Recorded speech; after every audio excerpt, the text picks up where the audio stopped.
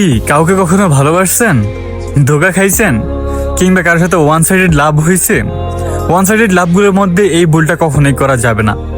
আমরা যখন কাউকে ভালোবাসি, ভালোবাসার পর তার কাছে প্রকাশ করতে চাই যে আমি তোমাকে ভালোবাসি, দেন সে যদি আমাদের ভালোবাসে তাহলে আমাদের প্রস্তাবটা গ্রহণ করে, আর যদি ভালো না বাসে তাহলে আমাদেরকে রিজেক্ট করে দেয়। তারপরে যেহেতু আমরা ভালোবেসে ফেলেছি, তার পিছিয়ে কিছুদিন ঘুরে পরে যখন দেখেছি যে সে রাজি হয় না, মানে রাজি হওয়ার মতো কোনো স্কোপ নাই, তখন আমাদের মনের মধ্যে পাথর বাইদা আমরা সেখান থেকে সরে আসার চেষ্টা করি। আমরা তাকে ভুলে যাওয়ার চেষ্টা করি, নিজের আগের মতো করে পরিবর্তন করে রাখার চেষ্টা করি। সে আমাদের সামনে থাকলেও কি না থাকলেও কি কোনো কিছু যায় আসবে না, ওরকমভাবে নিজের প্রস্তুত করার চেষ্টা করি। তার জন্য তাদের ফেসবুক, ইনস্টাগ্রাম সব জায়গা থেকে ব্লক করে দেওয়ার চেষ্টা করি। আর যখনই আমরা নিজেদেরকে কন্ট্রোল করে ফেলি, ঠিক সেই মুহূর্তে ওই মানুষটা আমাদের দেখার পর এটা ভাবে একটা সময় মানুষটা আমাকে অনেক বেশি ভালোবাসতো, অনেক বেশি কেয়ার করতো, আমার কাছে ভালোবাসার কথাও বলছিল, আমি রিজেক্ট করে দিছি। এই মানুষটা এতটা পরিবর্তন হইলো কিভাবে? এগুলো ভাবতে ভাবতে সে আপনার সাথে আবার সম্পর্কে যাওয়ার চেষ্টা করবে। মেয়ে মানুষের একটা জিনিস কি, তারা কখনো মুখে প্রকাশ করে না যে আপনাকে ভালোবাসে।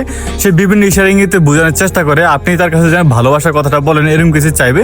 আর তখনই আপনি যদি সেই ফাঁদে পড়ে তাকে ভালোবাসার কথা প্রকাশ করতে যান, আপনি যে তাকে ভালোবাসেন এটা যদি আবার প্রকাশ করতে যান, তাহলে সেটাই হবে আপনার লাইফের সবচাইতে বড় ভুল। সম্পর্কে যাওয়ার পর সে এটা ভাববে এই মানুষটা এতটা পরিবর্তন হয়ে গেছিল, এখন আমার একটি ইশারাতে আবার আমার কাছে চলে আসছে, সে নিশ্চয়ই আমার প্রতি অনেক বেশি দুর্বল।